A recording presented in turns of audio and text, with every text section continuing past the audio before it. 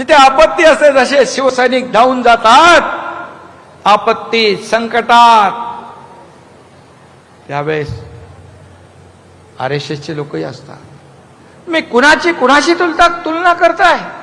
देशद्रोह्यांची तुलना देशभक्तांशी. हे तुमचं हिंदुत्व आहे. राम भक्तांना हरामखोर म्हणणारे कोण? हनुमान चालीसामध्ये जेलमध्ये घालणारे कोण? सगळं झालं, सगळं करून वरून म्हणतात आम्ही हिंदुत्व सोडलं नाही.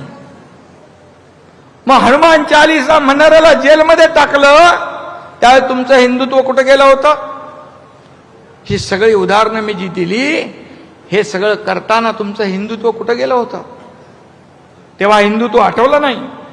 आणि म्हणून हिंदू हृदय सम्राट बाळासाहेबांचं स्वप्न होतं की अयोध्येत राम मंदिर बांधा आणि काश्मीरचं 370 कलम हटवा.